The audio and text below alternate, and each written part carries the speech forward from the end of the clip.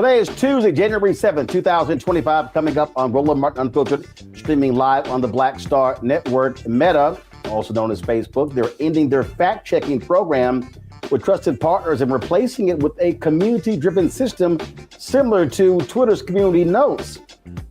What's really going on here is that Mark Zuckerberg is bending his knee to Donald Trump, trying to curry favor in order to protect their company's profits. A conservative legal group has filed a civil rights complaint against Northern Illinois University for its Black Student Achievement and Black Male Initiative program. Oh, I did not tell all y'all people, especially y'all FBA and B1 people, that this was going to happen. Yep. Black businesses have boomed under President Biden. Isabella Casillas Guzman, the administrator of the Small Business Administration, will join me to talk about this historic new trend. Also, McDonald's is making changes to their DEI program. Many folks are not happy with this news. We'll talk about that. Vice President Kamala Harris pays tribute to President Jimmy Carter as he lies in state at the U.S. Capitol. And Botswana is under new leadership. I'll talk to the U.S. ambassador about the country's new direction. Folks, it's time to bring the funk on Roland Martin Unfiltered on the Black Star Network. Let's go. He's got whatever the miss, he's on it. Whatever it is, he's got the scoop, the fact, the find. And when it breaks, he's right on time and it's rolling. Best believe he's knowing. Putting it down from sports to news to politics. With entertainment just for kicks, he's rolling. It's on go, roll, y'all. It's Roland Martin, yeah. Rolling with Roland now. He's funk, he's fresh, he's real, the best, you know he's Roland Martin now.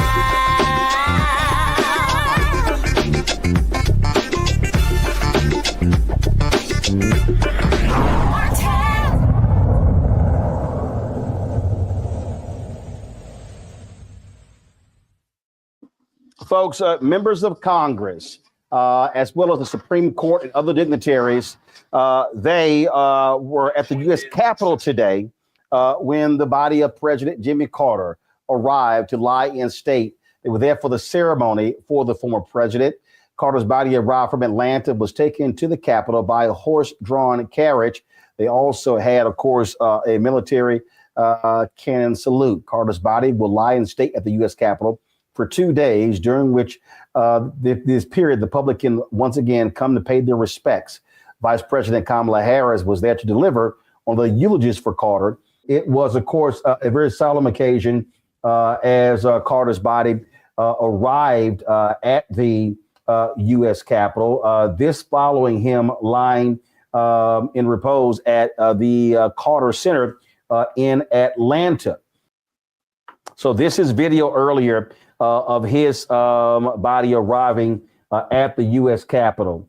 And so you see there his body arriving. Carter talked about in an interview that these plans had long been made. You have actually a specific office that specifically handled these plans. And more than 2 decades ago, it was interesting. I was watching that interview and he talked about how he wasn't really involved with it, but he was really depending upon his wife, Rosalind Carter, to handle the details surrounding his funeral. But of course, she passed away before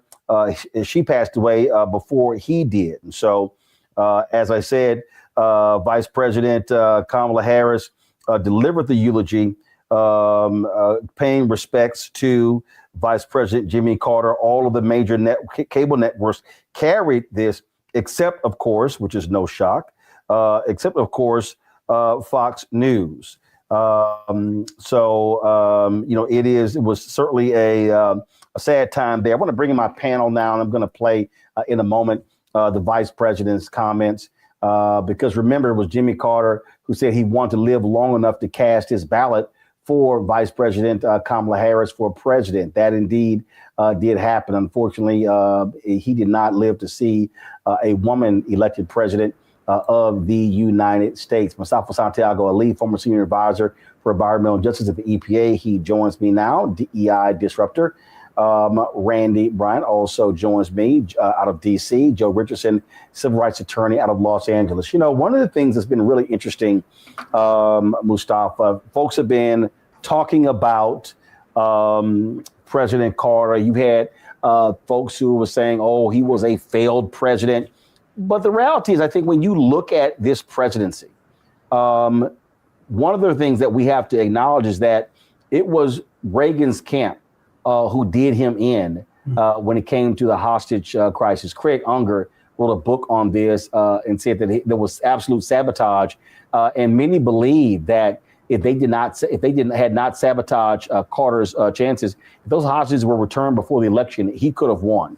Folks talk about inflation, things along those lines. But this is somebody who took over the country after the disastrous Nixon reign. And of course, it was Ford who pardoned Richard Nixon as well. But Jimmy Carter brought a moral standing to the White House that was very much needed. Yeah, he most definitely brought a moral standing. You know, he was a man who was not concerned with himself, but how could he serve others? Whether he did it through his military service, when he did it through service as a governor, as president, he was concerned with how do I help others? How do I help our country to be better? And he also made sure that he understood the injustices that were happening in relationship to African Americans and others inside of our country. And he made sure that he placed people in offices where they had never been before. You know, it's interesting that when you take a look at, that you had both President Reagan, you had President Carter, and then, of course, you had, President Ford, who came in because of what happened. And when you put their economic plans in place, when you look at how they handled human rights, a number of different types of things, I mean, Jimmy Carter rises to the top. Yes, the Iran-Contra affair, what was happening in Iran, and of course, also what was happening in relationship to gas prices. But we have to understand that, unfortunately, when Republicans are in place, the economy usually ends up tanking, usually ends up going into a negative direction. And then Democrats have to figure out a way to sort of shore things up. But the most important thing for me is that he was a man of honor. He was a man of faith. And he was someone who made sure that those who are most vulnerable not only had a seat at the table, but also had a voice in the process. You know, and that particular point there, I mean, you certainly had very difficult economic times, Randy, high gas prices, things along those lines. And the reality, when these things happen, people are going to blame the sitting president. I just think that people, you constantly had this media narrative, failed presidency, failed presidency, failed presidency. And you sort of had that over and over and over again. When in reality, I think there's a way to look at the presidency in a much different way. And obviously, he became the platinum standard with how a president should operate and conduct themselves once they leave the White House. Exactly. I think that when they talk about failed presidency, they're very limited in their view, and they are just looking at dollars and cents. But what we have to realize is that Jimmy Carter was really the leader of in making sure that we created bigger parks. He also created the Department of Education. He is responsible for creating the Department of Education. And, as a person who was a proponent of DEI, he is a person who brought and advocated for a lot of Black, Hispanics, and women to have government jobs. I mean, he opened up programs. So he was a president for all the people. Also did a lot of work with energy. So, people, if they take a narrow viewpoint and try to just talk about inflation, I can understand how they would try to say that it was a failed presidency. But he looked at the entire country and looked at every person and tried to was an advocate for equal rights, something that seems to be not valued these days. Also, one of the things that he did, Joe, was he created the White House office as it relates to HBCUs. That's something that's also critically important as well. Yeah, he did a lot of things along that line. Interestingly, Bill Clinton borrowed a great deal from him in terms of his angle. Politically moderate, socially not as conservative, Southern governor. They didn't get along particularly well, and very good with Black people. Clinton looked a lot like Carter did, which may have been some of the reason why they didn't get along so well. But he did a lot of things. He thought of the least of us. He thought of Black folks. He thought of all kinds of people. He was a regular guy, peanut farmer. He defined the modern post-presidency. But while he was there, first of all, the moral standing, frankly, that Ronald Reagan used later was largely created by Carter. After Richard Nixon, we didn't have a whole lot of moral standing, frankly. There was peace between Israel and Egypt, which he got, and he should have helped achieve, which he should have gotten the Nobel Peace Prize for all that time ago, but somebody forgot to put his name in. Fortunately, he got it all of those years later, and largely that has held. You could listen to what he said about Israel and Gaza, and things he was saying 20, 25 years ago. He could have been talking yesterday.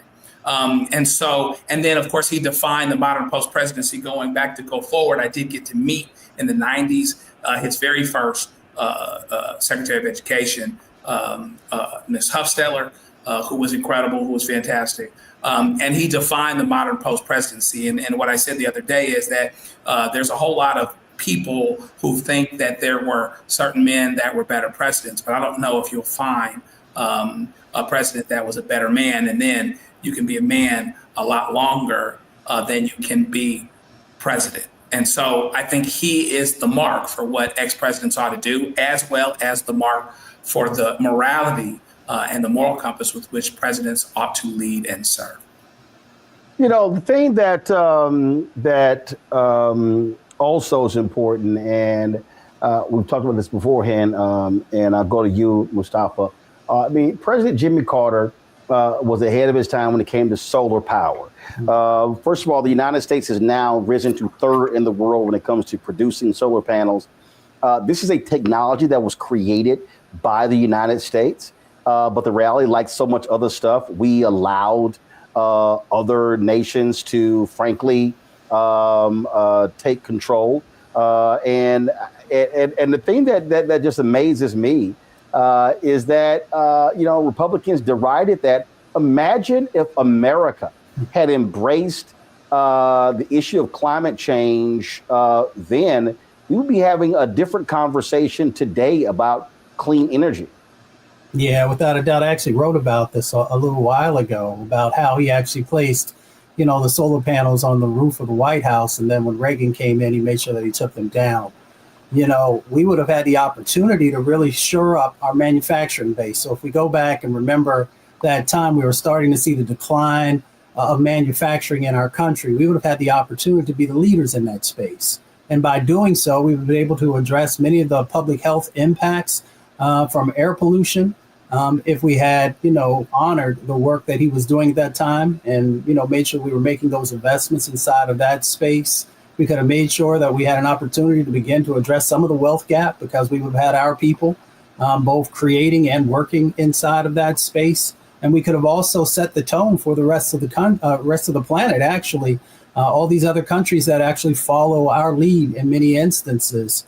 So we would have had an opportunity if we had listened and learned from what he was putting forward with us, in that particular moment. But unfortunately, we had a Republican administration that came in, and because they were receiving, significant dollars from the fossil fuel industry, they decided to move in a different direction, which has cost us lives, which has cost many communities wealth, and has cost us our positioning, as one of the leaders in the space. We have seen so much of this. We have seen so much of this, Randy, in terms of how people perceive these things and how we operate in this country. And when I look at, I've seen the level of nastiness. A lot of these conservatives, I have nothing good to say about Jimmy Carter. You've got these evangelicals who are being highly critical of him, and I'm sitting there going, y'all bent over backwards to kiss the ass of Trump, and you want to question the Christianity of Jimmy Carter? Give me a break. Well, unfortunately, Christianity and the way that they're using it, the MAGA people are using it, has really just says that Christianity and God is for them, and everybody else is left out. And Jimmy Carter is going to go against that grain because he was a president for all people. You know, like we said before, you know, he came from very humble beginnings. Extraordinarily, he wasn't just poor; he was po. And although his father was certainly a conservative, you know, Jimmy Carter learned through time the importance of embracing all people and that all people needed a fair shot. So that flies in the face of a party that has embraced that one person, one type of people is superior or supreme over another. Well, absolutely. This, of course, when we talk about what took place, this was a fantastic shot here. Go to my iPad. This was a shot from the Capitol Rotunda as they were bringing his body in, and of course, that's what again what we saw, what took place. You know, today you saw many of these Democrats and others who were there to pay their respects. President Joe Biden has made January 9th, what took place, today you saw, many of these Democrats and others who were there to pay their respects. President Joe Biden has made January 9th to be a federal holiday. And that's when the state funeral will be held for former President Jimmy Carter. And so that's going to be taking place then. So, it is so much is happening. So much is going on in terms of remembering the former president. Let's hear from Vice President Kamala Harris with her remarks.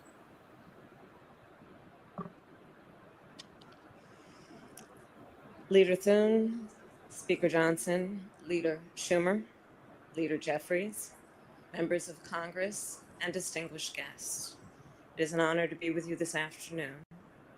And to Jack, Chip, Jeff, Amy, and Jason, and all the other members of the Carter family. On behalf of the American people, Doug and I offer the deepest condolences. Being with you today, I'm reminded of the enduring words of a favorite hymn. May the works I have done speak for me. Today we gather to celebrate the life of a man whose works will echo for generations to come. A man from Plains, Georgia, who grew up without electricity or running water and served as the 39th President of the United States of America and lived every day of his long life in service to the people. President James Earl Carter, Jr. So I was in middle school when Jimmy Carter was elected president, and I vividly recall how my mother admired him, how much she admired his strength of character, his honesty, his integrity, his work ethic and determination, his intelligence, and his generosity when Jimmy Carter was elected president. And I vividly recall how my mother admired him, how much she admired his strength of character, his honesty, his integrity, his work ethic and determination, his intelligence, and his generosity of spirit. We have heard much today and in recent days about President Carter's impact in the 4 decades after he left the White House. Rightly so. Jimmy Carter established a new model for what it means to be a former president and leaves an extraordinary post-presidential legacy. From founding the Carter Center which has helped advance global human rights and alleviate human suffering, to his public health work in Latin America and Africa, to his tireless advocacy for peace and democracy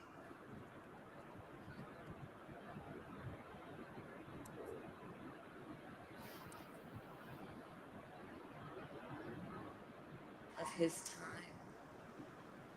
He was the first president of the United States to have a comprehensive energy policy, including providing some of the first federal support for clean energy.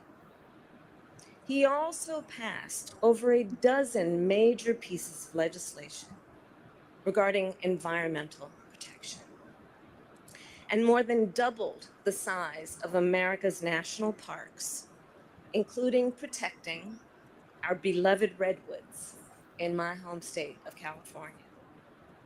He was a president who, between the years of 1977 and 1981, appointed more Black Americans to the federal bench than all of his predecessors combined, and appointed 5 times as many women. And in the wake of Watergate, Jimmy Carter passed historic ethics legislation to help rebuild America's faith in government.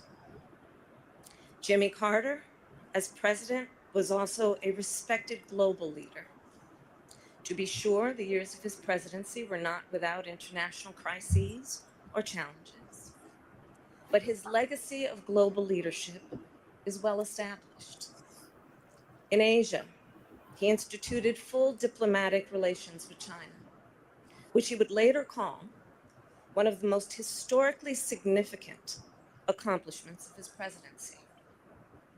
And his legacy lives on in the Middle East because, do recall, in the decades before Jimmy Carter became president, Israel and Egypt had been at war numerous times.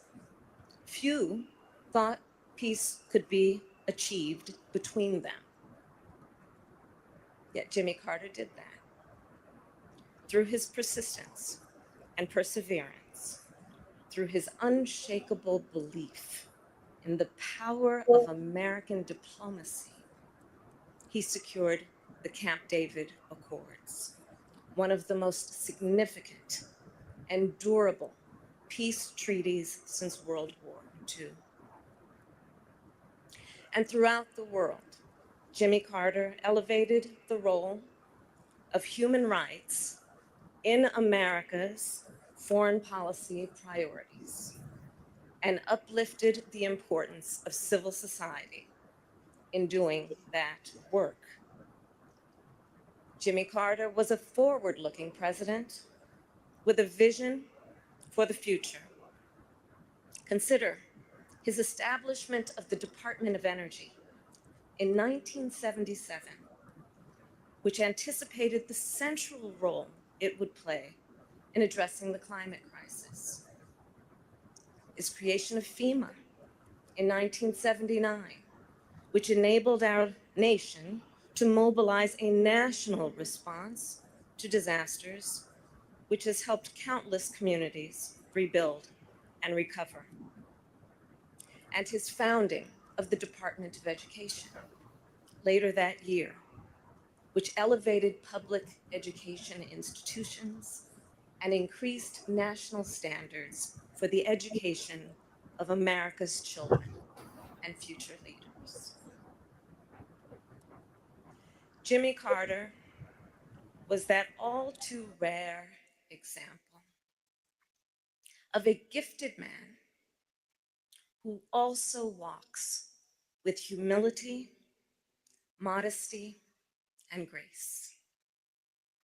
Recall the stories from the 1976 campaign about how he slept in the homes of his supporters to share a meal with them at their table and to listen to what was on their minds.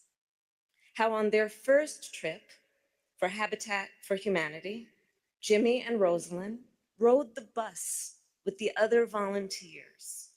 And when the group stopped for the night to stay at a local church, Jimmy and Rosalind gave their private room to a young couple who had put off their honeymoon to join the trip. And with the other volunteers, they then slept on the floor of the church basement. And then, of course, his work to eradicate the vicious guinea worm disease that once disabled millions of people a year. It was one of the Carter Center's greatest triumphs. And Jimmy Carter, of course, given his nature, attributed its success not to his own leadership, but to the thousands of everyday Africans who were on the ground doing the work. Throughout his life and career, Jimmy Carter retained a fundamental decency and humility. James Earl Carter Jr. loved our country. He lived his faith, he served the people, and he left the world better than he found it. And in the end, Jimmy Carter's work and those works speak for him, louder than any tribute we can offer. May his life be a lesson for the ages and a beacon for the future. May God bless President Jimmy Carter, and may God bless the United States of America. That was Vice President Kamala Harris with her remarks today as former President Jimmy Carter lies in state at the U.S. Capitol Rotunda. Folks, when we come back, we'll talk to the head of the Small Business Administration about the successes under the Biden-Harris administration over the last 4 years, specifically as it relates to Black-owned businesses. You're watching Roland Martin Unfiltered right here on the Black Star Network.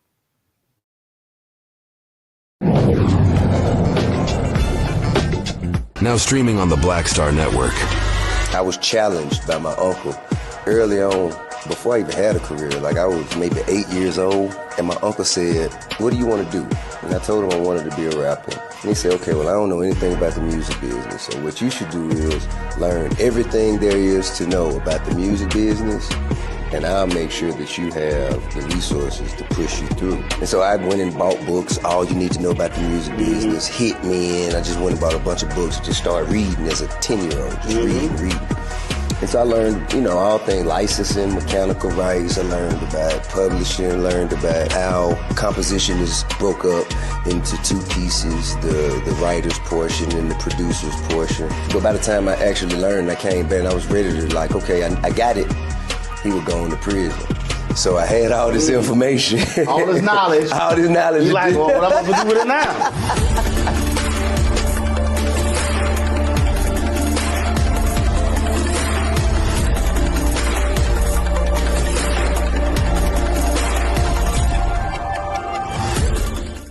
What's up, y'all? Look, Fanbase is more than a platform. It's a movement to empower creators, offering a unique opportunity for everyday people to invest in Black-owned tech, infrastructure, and help shape the future of social media. Investing in technology is essential for creating long-term wealth and influence in the digital age. The Black community must not only consume tech, we must own it. Discover how equity crowdfunding can serve as a powerful tool for funding Black businesses, allowing entrepreneurs to raise capital directly through their community through the Jobs Act.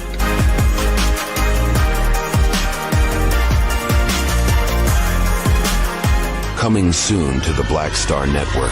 Well, y'all, when you're on that stage or when you're and you're seeing 2 and 3 or 4 generations in the audience, that's got to speak to you about the power of what y'all have become. Oh, most definitely. I think we were doing our show before our break, and remember, I was watching this kid. I could not take my eyes off him because he was about 9 or so. He was sitting in the front row with his over on the right hand side. Yes.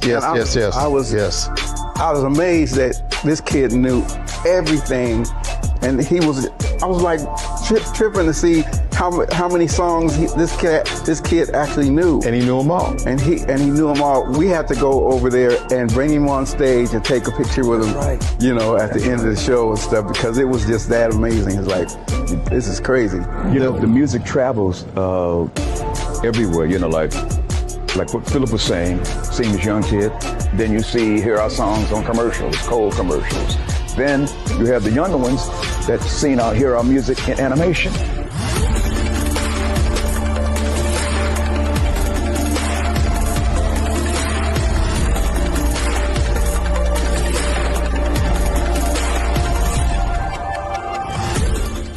I'm Russell L. Honoré, Lieutenant General, United States Army, retired, and you're watching Roland Martin Unfiltered.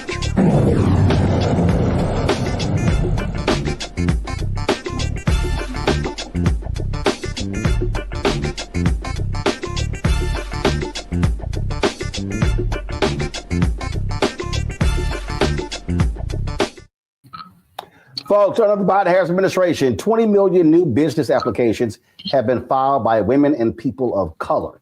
Black households who own a business have more than doubled from 5% to 11%. That means more job creation and wealth building. Isabella Casillas Guzman, she is the administrator for the Small Business Administration. She joins me now. Glad to have you back on Roland Martin Unfiltered.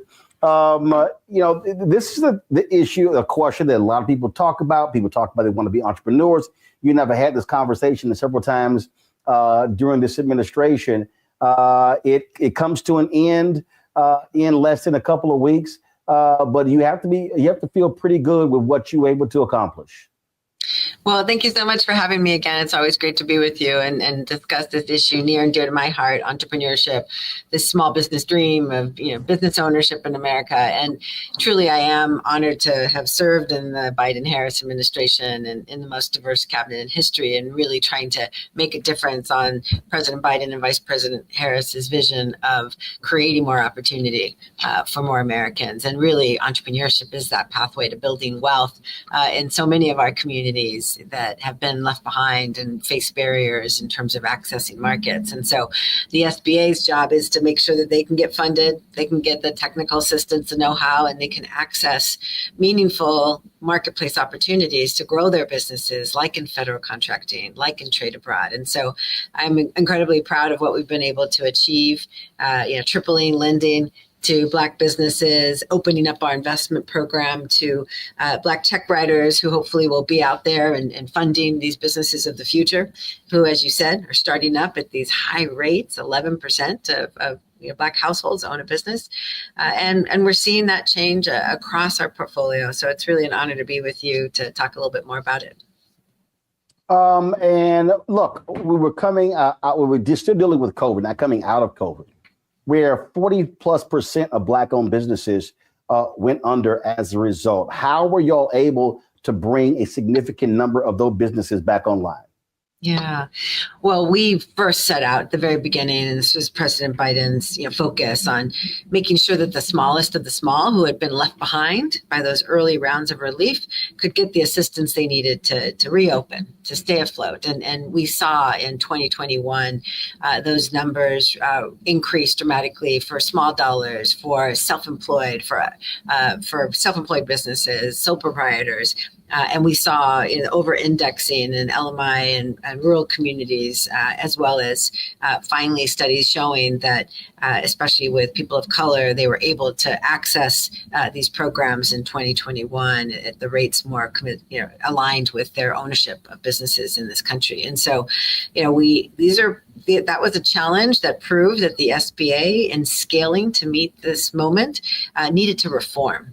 To meet the moments of the future where the face of entrepreneurship is changing. It's being driven by people of color who are starting businesses at the highest rates, as well as women. And so we really want to, that was what we set out to do, is not only reform COVID, but how could we then take those learnings of speed and simplicity and meeting people where they are across all of our programs and change them. And that's really how we achieved the 3Xing of our lending to Black entrepreneurs. I remembered under the Obama Biden administration, 1 year, some $23 billion in small business loans, $23.09 billion 2013 were handed out, Black-owned businesses only got 385 million. And I was pushing them real hard on that when it came to access to dollars. That was one of the major things that you also were tasked with. Yeah, 100%, because you see these businesses not achieving the job creation, not achieving the output that they could if they had the appropriate, affordable funding. When you're hustling and working hard in your business to build it, but paying high interest or not being able to access enough money to go after and truly deliver and bid on and win contracts, then you're not contributing as much to the economy, and it's a disadvantage for all Americans, frankly. And so, truly to overcome those barriers, make sure that we're directing opportunities, but as well the capital, the bonding into communities so that they can have a fair chance of really building something remarkable. And I've traveled around the country to see that impact. And whether it's the startups that I've met with, like the Black-owned gym in Dallas, Texas, started up thanks to an SBA loan, which was able to acquire the building, build it up, or the new music facility out in North Carolina, same thing, able to get an SBA loan to start up, or any of these incredible businesses, the largest female Black manufacturer of food products. She has a gluten-free line, Ioya Foods. She was able to build a manufacturing facility, create jobs in Illinois as a result of an SBA loan when she was blocked multiple times from traditional financing. So that's what makes the difference for our economy and for people to have hope that they can play in this marketplace and play fairly to be able to build their dreams and their businesses. And the reforms that we did, it was investing heavily in technology to simplify and streamline our processes so we could also attract in more lenders and diverse lenders who work in underserved communities as well that face barriers. It was about completely overhauling and simplifying our regulations, the biggest overhaul in over 40 years, and ensuring that we opened up licenses for new alternative lenders to come into the program because they are filling gaps in marketplaces where traditional lenders have not gone. And so it's a result of all these reforms that we've put into place and these heavy investments to really make sure SBA's programs work for everybody. And I do think that there's still more work to be done, but I'm so proud that just last year we put out that $1.5 billion to Black-owned businesses to help spur their businesses forward. And I would like to see that number continue to grow because we're about filling gaps, and that's where gaps exist. One of the things that that we also talked about was the unbundling of federal contracts. First of all, there was a record number of contracts that Black-owned businesses received in the last 4 years. And unfortunately, what typically happens is under Democratic presidents, they're unbundled. Under Republican presidents, they are bundled, which makes it harder for a small business to be able to get one of those major contracts. 100%. And look, there's 2/3 of $1 trillion in contract opportunities for small businesses every year. This is the largest buyer in the world. And to be able to unlock this marketplace so that we can have a diversified vendor base for federal agencies to achieve their goals is really important for the federal government for this country. And it's actually why SBA was started. President Eisenhower wanted to diversify to create more competition and innovation in our industrial base, and thus the SBA and its great programs. But, the president created a lofty goal of 15% to small disadvantaged businesses by 2025. We've been marching along that path to try to achieve that, but it took some massive reforms. We hit 12.25% last fiscal year and increased the dollars. For example, hit 800 just last year. We achieved $800 million more to Black-owned businesses as a result of these reforms. But it is about making sure that agencies are following the rule of two, which means you got to look at small businesses to fulfill contracts. It's making sure that these multiple award contracts where everything's bundled, these strategic sourcing strategies consider small businesses. And so that fight forward in trying to make sure agencies, we're using the federal purse to really diversify and strengthen small businesses in this country is number one and paramount. But it is also about, removing barriers to entry and making sure that people are contract ready and ready to go after these important, agency projects that are out there. And so what we've done is, for the first time, we've completely overhauled our offices here in government contracting. We've completely revised all of our rules and simplified the process so that whether you're 8A hub zone, women-owned small business, or veteran-owned small business, service disabled veteran, you can come into a simplified application, My SBA certifications, to get certified. No longer having to pay to try to get certified externally because the complexity, but come in within 30 minutes, you can apply online. And then we take you through this application process where we, on the back end of this new system that was launched just a couple months ago, are able to provide multiple certifications at once. You don't have to submit 4 applications anymore. You can just get it all in one. And that's going to unlock opportunities, remove the barriers to entry. But it is also about empowering people to grow and changing our training so that we have cohort models, we have national training webinars, we have one-on-one counseling for those small disadvantaged businesses so that we can see these numbers change. Because and I know that despite all of our efforts, it's still less than 2% of federal contracts go to Black-owned businesses. And for us to really unlock that potential, we need to attract more businesses into doing business with the federal government and train them on how to go after and win those contracts. And so I would just encourage contractors out there, maybe you've done more corporate, but to try to get into government contracting more through SBA. My SBA certifications allows you to get certified, find the training that you need to really start doing the hard work to get those contracts that are sticky, that are create good jobs. Randy, what's your question? Administration coming in, and we talk about women certified, Black business certified. I used to have an 8A business. I mean, are they going to say that this is discriminatory and get rid of these programs altogether? Well, as you know, there was the Ultima case recently that the SBA is still pending a decision, by the judge in that case, which required us to completely overhaul how we certified businesses for the 8A program. You could no longer presume socioeconomic disadvantage by race, which the agency had historically done under the 8A program. Mm-hmm. However, we were quick to create a social economic disadvantage narrative, recertify all those existing 8A firms so that, in fact, the year of Ultima, we increased our contracts to small disadvantaged businesses by $2 billion. And so it's that focus and commitment, just in the 8A program alone. So it's that focus and commitment towards ensuring that the program still works for people, that'll still unlock opportunity.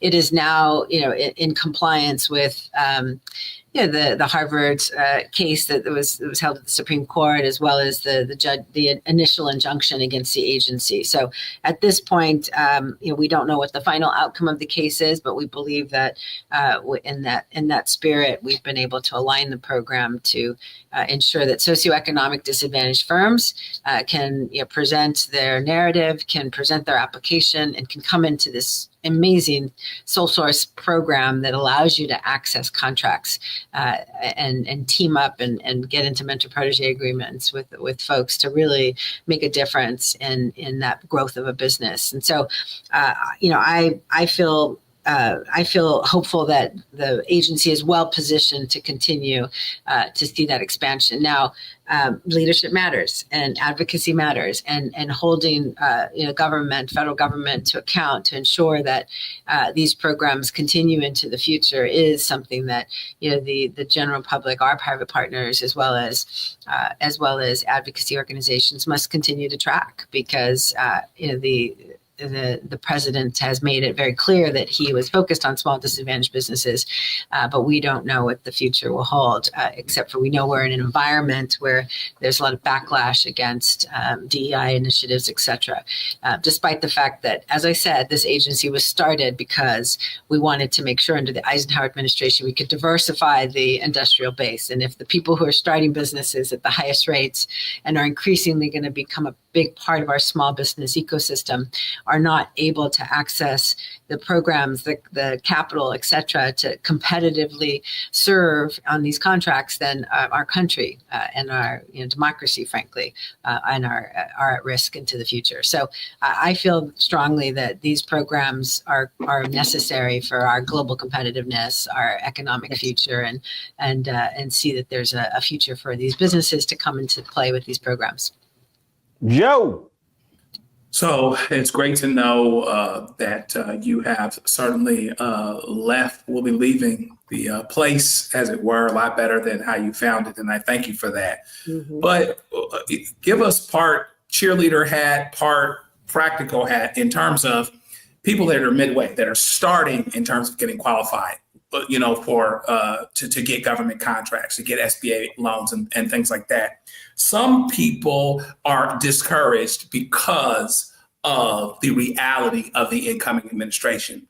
But how do we make sure that they're not discouraged from trying to continue along a path that maybe they hadn't finished yet, et cetera?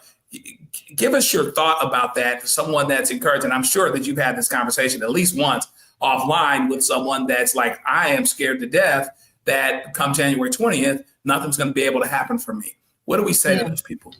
I have heard that. And what I would say is that, the SBA and its mission and focus on helping all businesses start, grow, and build resilient businesses has an incredible civil servant base that is committed to ensuring that these programs are effective. We've seen them work. We see them, create opportunity.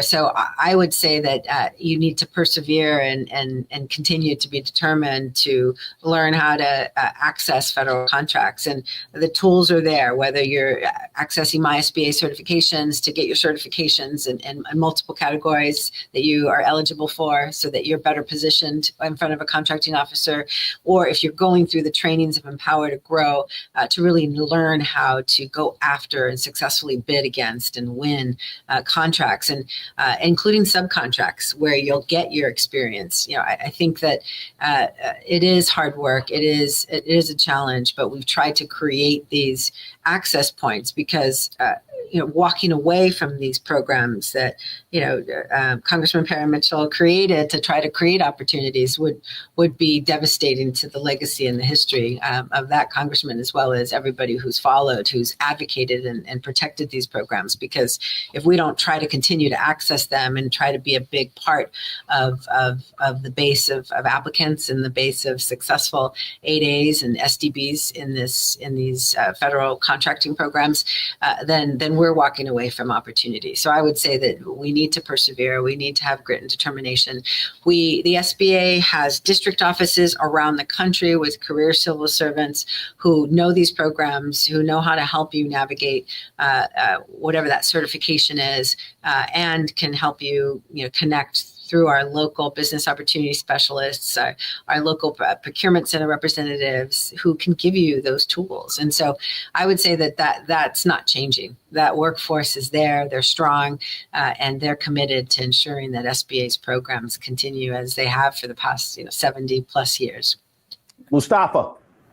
Administrator Guzman, thank you for your service. Thank you for also uplifting the civil servants who will continue to do the great work. I spent over 20 years in federal service, and they say that was it 1900 to 1930 was a golden era for Black businesses because they continued to grow and grow during that time. I'm curious. I know when I left federal service, I had a moment of reflection and said, if I had an additional year, I would have loved to have been able to do X. I'm curious if you had that little bit more time, what's that one thing that you would have also liked to either continue to do or to the thing that maybe folks don't know about that you would have loved to have got across the finish line?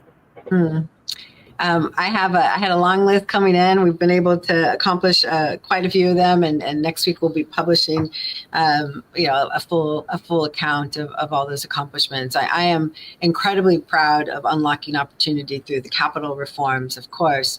And so what I would say is that I would, if I could continue on, I'd want to continue to create new entrants into our programs. I want the check writers and the funders to look like the businesses businesses that are starting and understand those markets, understand the economic power and consumer spending power that exists in those communities, and the connection and diaspora connection to markets abroad that are going to become increasingly important to this country in Latin America and Africa, where we need to compete against China. And so I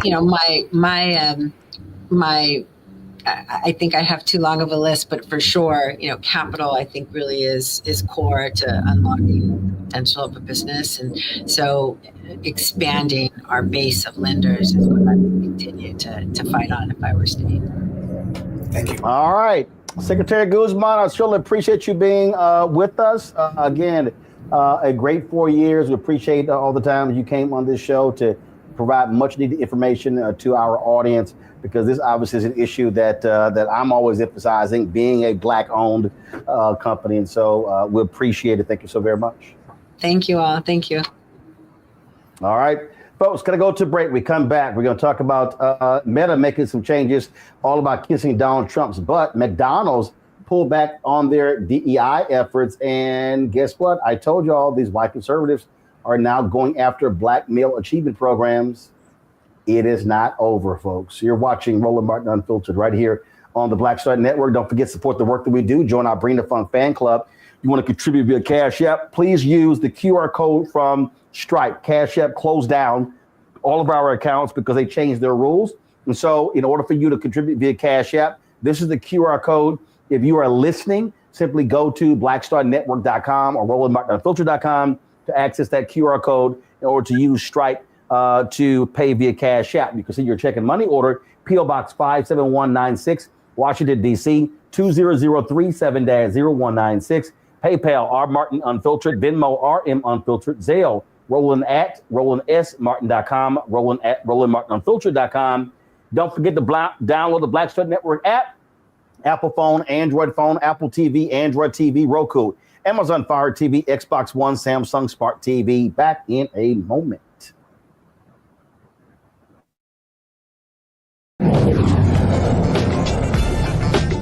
Coming soon to the Black Star Network. Well, y'all, when you're on that stage, or when you're and you're seeing 2 and 3 or 4 generations in the audience, that's got to speak to you about the power of what y'all have become. Oh, most definitely. I think we were doing our show before our break, and remember, I was watching this kid. I could not take my eyes off him because he was about 9 or so. He was sitting in the front row with his over on the right hand side. Yes. I was amazed that this kid knew everything, and I was like tripping to see how many songs this kid actually knew. And he knew them all. And he knew them all. We had to go over there and bring him on stage and take a picture with him, at the end of the show and stuff, because it was just that amazing. It's like, this is crazy. The music travels everywhere, like what Philip was saying, seeing this young kid, then you hear our songs on commercials, cold commercials. Then you have the younger ones that hear our music in animation.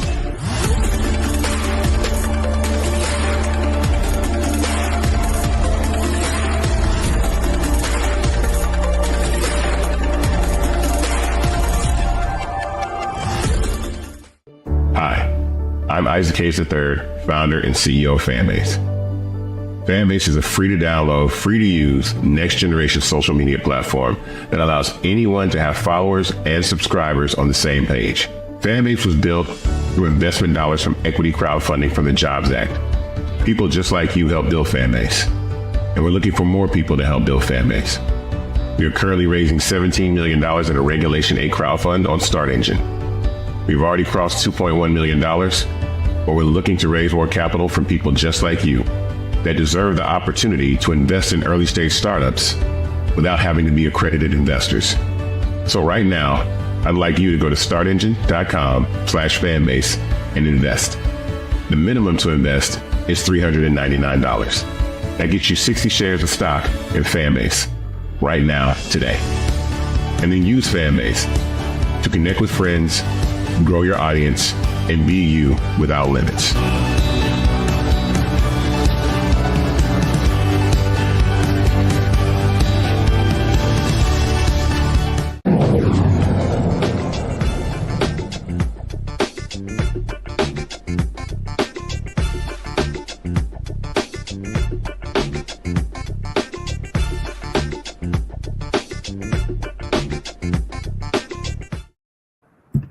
All these tech CEOs are running scared of Donald Trump, including Mark Zuckerberg. Guess what? They now will be getting rid of their fact checking after Zuckerberg announced they're ending fact checking, removing restrictions on speech across Facebook and Instagram. Zuckerberg created Facebook's content policing efforts after the Orange Man's first presidential election. Now the Meta platform CEO is reversing course, saying he wants to restore free expression on their platforms. He also said that what he wants to do is that, have more positive things to say. Now, let's remind y'all, this is the same Facebook that has been suppressing content, suppressing Black content creators, suppressing news as well. And so this is some of the video. I'm not going to play the whole 5-minute video because, frankly, I'm going to end up throwing up. But just here's some of what Zuckerberg had to say. Everyone, I want to talk about something important today because it's time to get back to our roots around free expression on Facebook and Instagram. I started building social media to give people a voice. I gave a speech at Georgetown 5 years ago about the importance of protecting free expression, and I still believe this today. But a lot has happened over the last several years. There's been widespread debate about potential harms from online content. Governments and legacy media have pushed to censor more and more. A lot of this is clearly political, but there's also a lot of legitimately bad stuff out there. Drugs, terrorism, child exploitation. These are things that we take very seriously, and I want to make sure that we handle responsibly. So we built a lot of complex systems to moderate content. But the problem with complex systems is they make mistakes. Even if they accidentally censor just 1% of posts, that's millions of people. And we've reached a point where it's just too many mistakes and too much censorship. The recent elections also feel like a cultural tipping point towards once again prioritizing speech. So we're going to get back to our roots and focus on reducing mistakes, simplifying our policies, and restoring free expression on our platforms. Okay, all right, enough of that crap. So you heard that the recent election, let's get back to our roots of free expression. No, what this is about is Mark Zuckerberg is scared to death of getting whacked by Donald Trump. That's all this is. And in fact, at that ridiculously nutcase news conference he had today, Trump said, yeah, that's probably why they're making these changes. Not only that, he's swapped out his public affairs office, putting in a longtime Republican. And when they announced these initiatives, they went on Fox News this morning. That's all you need to know. These tech CEOs are all about kissing Donald Trump's ass. And that's all this is, Joe, very simple. Yeah, I mean, it's kind of a problem, right? And I guess you couldn't tell that Mark Zuckerberg looked like maybe he was on his knees. But in any event, it's just amazing how everybody has bent over backwards to kiss the ring. And so they don't want to be left out, right? They don't want to, knowing that they've got a person that will that will use retribution to carry out things against people, to carry out things against organizations, to carry out things against behemoth organizations like Facebook. I mean, the fact of the matter is, an organization that big that was run successfully on some level, would be distinguished from a lot of the things that Donald Trump has run. And so, therefore, I mean, it'd be great if somebody would take a stand in that regard. But clearly, he's being moved, as are Bezos and other folks, by the fact that the wind seems to be blowing in the direction of Donald Trump, and they want to make sure that they don't get left out as it pertains to it. And that's too bad, so sad, because now, you've got free reign of bull crap that can be on social media, things that are untrue. He can say that there's too much censorship, but there's also some such thing as too little censorship, particularly when you have things run that have to do with people's lives, that has to do with people's livelihoods, et cetera. My sense is that a lot of people are going to get hurt the other way because of the decision that they're making. And I think that's a problem. I'm telling you, it was hilarious watching that hostage video, Mustafa. We see the bending of the knee by Jeff Bezos. We see Elon Musk kissing his ass. We see all that they're doing. And look, the United States calling for TikTok to be shut down by January 19th or potentially so. You got these conservative folks lining up trying to buy that. The right wing is desperate to control big tech. Access to information, has access to hundreds of millions of people. And we saw how Elon Musk used Twitter to flood the key timelines of so many people with nothing but right-wing propaganda. Yeah. Well, it's all about misinformation, disinformation, being able to control the narrative, to reframe the narrative, all these different types of things, because they understand where people get their information from. They're not watching mainstream media. They're going to social media platforms or going to digital services to be able to get their information. So if they can control that, or if they can at least manipulate it enough that they can keep people confused, they can make sure that folks feel like they're in a chaotic situation, then people won't do anything. Most people won't. They're like a deer in the headlights. And Zuckerberg, when I was watching that, I was thinking about something my daddy used to say. He used to ask the question, how's your spine? And what he meant by that is if you don't have a strong spine, and he used to say the winds are going to blow hard someday, and then what's going to happen to you?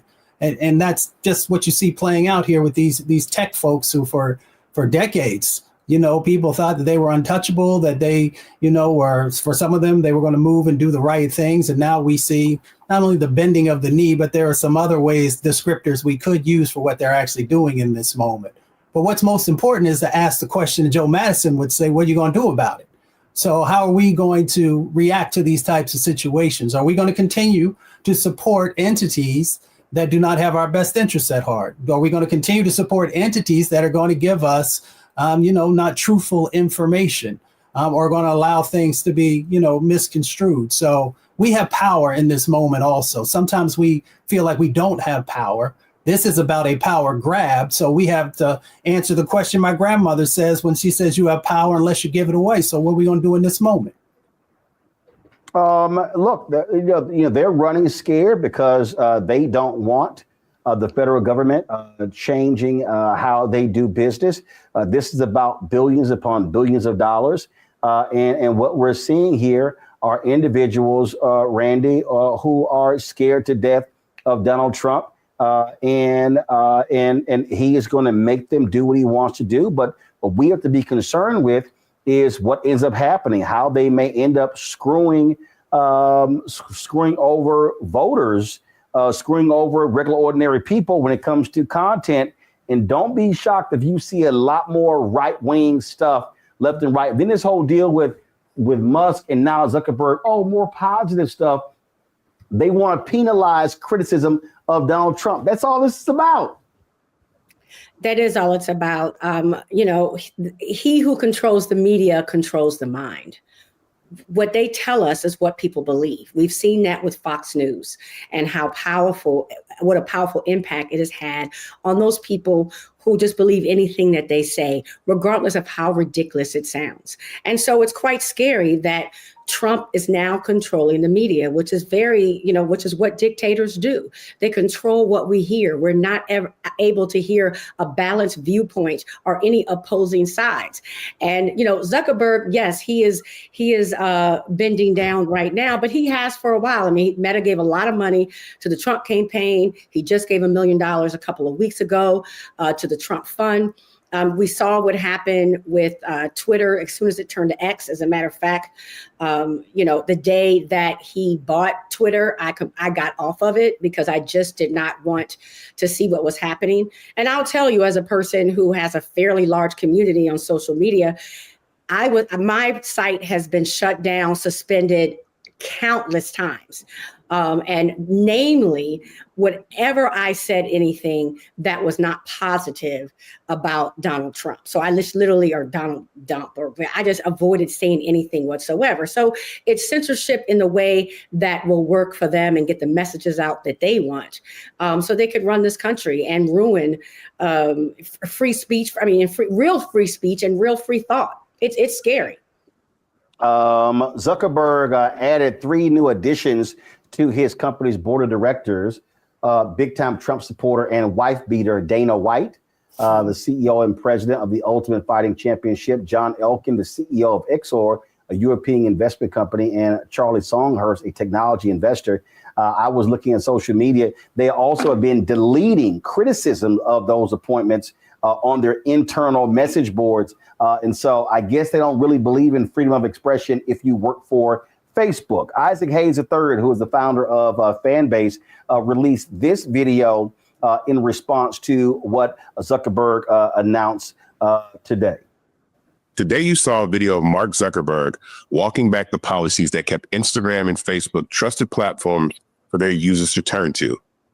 Real trust, the kind that makes you feel seen and heard, is what social media is supposed to be about, right? But these days, it feels like that trust is slipping away. When platforms start stepping back from accountability, it makes me think, where does that leave us? Freedom of speech thrives on informed discussions where individuals can exchange ideas rooted in truth.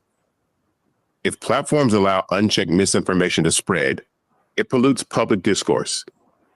This makes it harder for the people to distinguish fact from fiction, undermining the very foundation of meaningful communication.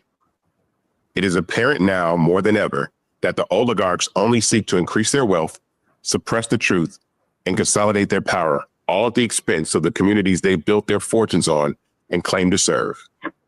But we have a choice. We can stand idly by and watch as trust erodes, or we can act boldly, decisively, and invest in platforms that value us, that respect us, and that empower us. And that choice starts right now. I'm asking every single one of you to download Fanbase today. Don't wait. Don't put it off. Become part of something bigger. At Fanbase, we're dedicated to building an environment that is not only free from misinformation, but is safe and welcoming as well. So be heard, become part of the shift in power, and download Fanbase. This is our moment to redefine what social media can be. This is our moment to own the future. So I went on social media earlier, Mustafa, Randy, and Joe, talking about this. And one of the things that I try to explain to people is that they need to understand what platforms are. They need to understand what your pages are. And so perfect example, okay? So we're streaming right now on YouTube, Facebook, I think Twitch, we might be on Instagram. We also are streaming on our Black Star Network app. So we have our own platform. So if YouTube decides that, you know what, you can't run this, if Facebook says you can't run this, well, then we can still get our content out to our audience and not have to be, frankly, censored by anybody else. And what I've been saying to people, this is a perfect example why we as African Americans, and even those who aren't Black, who watch us, should be, one, downloading Fanbase, two, investing in Fanbase. So let me explain. So a little bit earlier today, I went live on Instagram. And if I look at my Instagram account, if I look at the account, I have 744,000 followers on Instagram. When I went live today, the max number of people who watched was about 323. Okay, 323 who watched this earlier. So keep in mind that's not even 0.5% of all of my followers. Okay, so I went live on Facebook. I think we got up to 850 or something along those lines. I got 1.4 million followers there.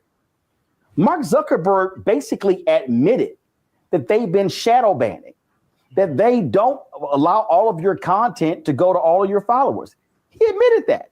And so we have to understand that a platform like Fanbase, if you have let's just say Fanbase had 100 million users. Let's say I had 1 million people who are on me, following me on Fanbase. Well, my million folks would actually be seeing my content, would be getting my content, because they're not trying to make their money off of advertising. And that's the piece. And so Elon Musk and Twitter, Facebook, Instagram, Threads, all these platforms, they're not sending your content to all of your followers, Mustafa. Mm-hmm. They are still controlling who gets to see it, when they get to see it. And so we need to, and I keep saying as Black people, we have got to stop being consumers and users and being equity players, which is why I have been so bullish when it comes to us investing in Fanbase, building that up, to millions and millions of followers, being able to go public, and now we create wealth. We have an equity stake in the company, and we are in the control of the content, because I'm telling you, the next 4 years, we're going to see a deluge of right-wing content hitting us on every social media platform, especially Facebook and Twitter. Yeah. And again, it's about power. It's about, being able to make sure that the information that's being shared, not only with your family, if you have children or, folks that you care about, is authentic and that it's truthful, and hopefully that it's culturally competent. But, there's this game that's being played, and so many folks, I don't want to think folks are asleep, but I know people got a lot of things going on in their lives. But, when you have entities that you can trust and that have your best interests at heart, whether it's Fanbase or the Black Star Network, we should be investing in those. If you look traditionally in our communities, the entities that have been, not only survived, but were strong and that were thriving, it was because we were reinvesting back into them. And then they were investing in us by making sure they were sharing the right information with us, making sure they're sharing our stories and our successes, and also the tribulations that we may have been dealing with. So we have that same opportunity in this moment to make sure that we are supporting our own, because other people will do that. And they are also taking over these other platforms, and we know what they're going to be pumping into that. So we have power in this moment, and you can make the investment. Or you can continue to invest in these other types of entities that have no concern for our community. Yeah, so once somebody posted, Ken B on our YouTube channel, Randy said, if you have to pay to like, if you like something on Fanbase, it's not free. That's a lie. That's not true. Now, they have a system where you can like something, but if you want to give a heart, if you will, you want to click a heart. What that then does is that system allows for you to basically pay someone saying, I liked what I saw, but you don't have to. There are some people on the platform, they have content that you actually subscribe to. And so that's all there. So it's a free app. But the point that I'm trying to make to our people, Randy, we have made so many other people billionaires. We blew up Twitter. We blew up Facebook. We blew up Clubhouse. I mean, I could go on and on and on. And I'm like, why don't we blow up stuff that's Black owned? Right. We need to decolonize our minds and realize that we can make things bigger and safer for us. We have made so many people millionaires and billionaires. None of these platforms would be nothing without Black content makers and users. And so we have to trust in ourselves. We have to invest in ourselves. That is the only way we're ever going to get free. Because trust me, they're going to censor all of your content creators that speak a truth that they don't like. And only the truth does set us free, even if the truth is uncomfortable, even if it's a truth that they don't like.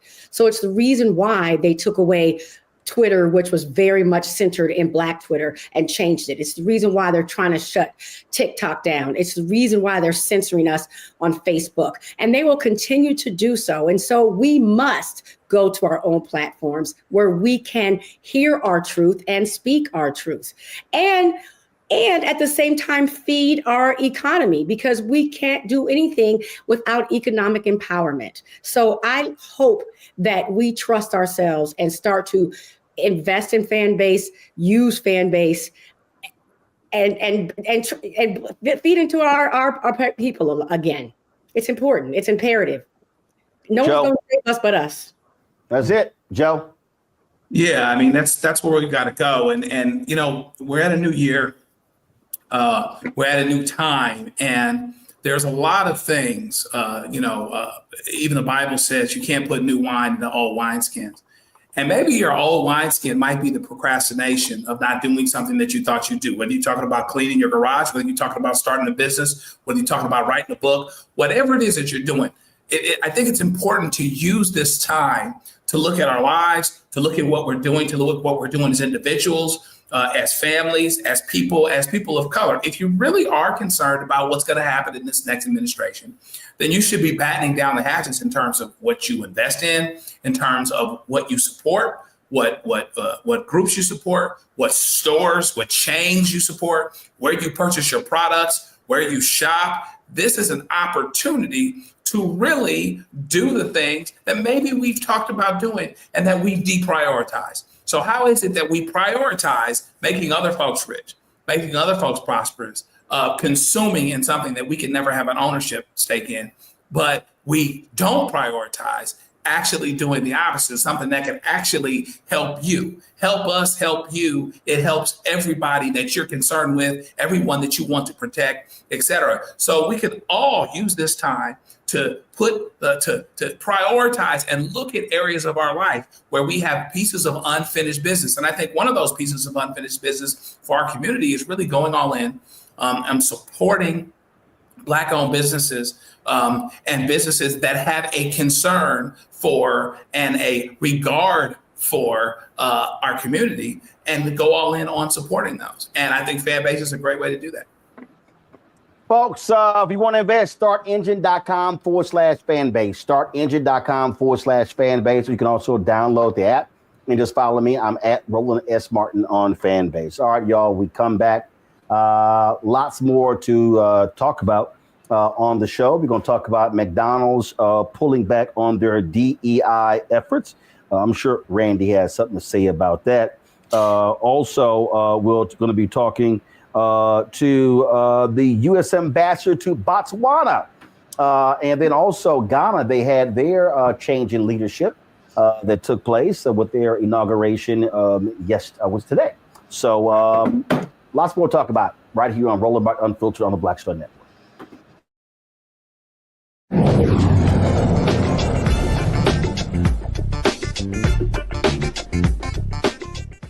Hi, I'm Isaac Hayes III, founder and CEO of Fanbase. Fanbase is a free to download, free to use, next generation social media platform that allows anyone to have followers and subscribers on the same page. Fanbase was built through investment dollars from equity crowdfunding from the Jobs Act. People just like you help build Fanbase, and we're looking for more people to help build Fanbase. We are currently raising $17 million in a Regulation A crowdfund on Start Engine.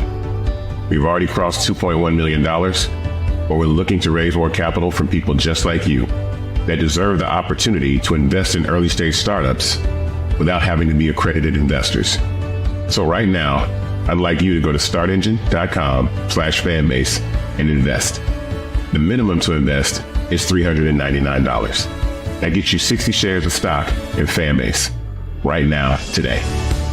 And then use Fanbase to connect with friends, grow your audience, and be you without limits.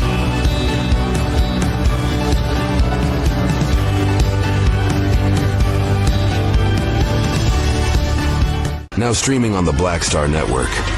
I was challenged by my uncle early on, before I even had a career. Like, I was maybe 8 years old, and my uncle said, "What do you want to do?" And I told him I wanted to be a rapper. And he said, "Okay, well, I don't know anything about the music business, so what you should do is learn everything there is to know about the music business, and I'll make sure that you have the resources to push you through." And so I went and bought books, All You Need to Know About the Music Business, hit me in. I just went and bought a bunch of books, just started reading as a 10-year-old, just reading. And so I learned, all things licensing, mechanical rights. I learned about publishing, learned about how composition is broke up into two pieces, the writer's portion and the producer's portion. But by the time I actually learned, I came back and I was ready to okay, I got it. He would go into prison. So I had all this information. All this knowledge. All this knowledge. You like, well, what am I going to do with it now?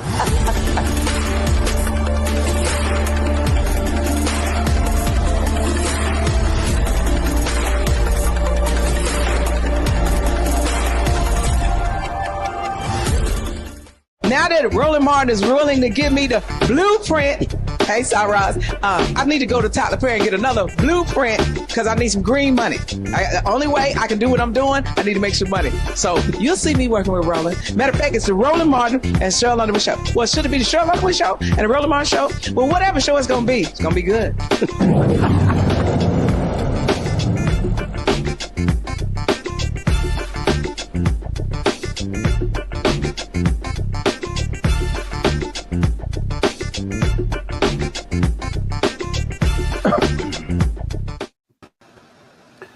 Folks, today they had the inauguration in Ghana for their president, John Mahama. In fact, he is the former president. So he lost 8 years ago to President Nano. He served 8 years, and then Mahama was re-elected by the people there in Ghana. I was chatting earlier this week with former Congresswoman in Los Angeles, Mayor Karen Bass. She was there. This ceremony took place in Black Star Square in Accra, Ghana, where John Mahama spoke. And so Ghana, they have their new president. A lot of folks, of course, African Americans have been making the visit there. Some 20 different African leaders were in attendance at the inauguration there in Ghana. And so certainly congratulations to President Mahama. Hopefully I will have an opportunity to sit down with him like I did President Nano in 2019. And we look forward to that. And so they, of course, had a huge celebration. That square there is, if I'm correct, it's the second or the third largest in the world behind Tiananmen Square. And I visited of course, Black Star Square when I was there in 2008 as well as 2019. And so just wanted to give a shout out there as there you see the presidential motorcade arriving for the inauguration of President John Mahama. And so let's now talk about Botswana. But last month, actually a couple months ago, I had an opportunity to drop by their celebration of their independence, and so and enjoyed that at the embassy here in Washington D.C. Shortly after that, they had elections there as well, and so I want to chat with the U.S. ambassador to Botswana, Churchill Mofokeng. Did I get it pronounced correct? Let me know if I pronounced the last name correct. You pronounced it good. Thank you so much, Martin. All right, glad to have you here. So let's talk about again. You had elections, and so you had Botswana. For a lot of people don't realize, one of the more stable African nations when it comes to leadership, when it comes to transition, and so let's talk about that. Thank you so much, Martin. I think a lot of people don't know Botswana, and I think it's very important to give context. It's one of the smallest countries in the world in terms of population, because we are only about 2.6 million people in Botswana. But it's one of the countries that makes a very big impact in the world, especially when it comes to issues of democracy, when it comes to issues of good governance and good leadership. And Botswana has been an exemplar for the past 58 years when it got independence from Britain in 1966. And we have had the longest undisturbed democracy in Africa. And we still have that title. And that's one of the most important things.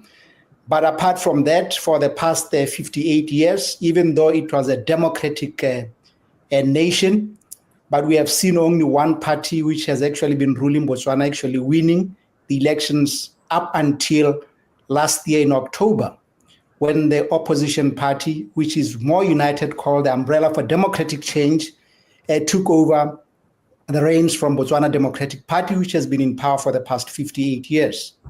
And it has been a wonderful occasion, well celebrated by people. I think people were thirsty for change.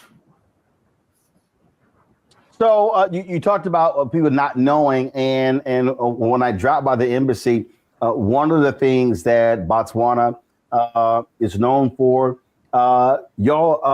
it's elephants, and how so many people travel from around the world to be in the presence of elephants in the country.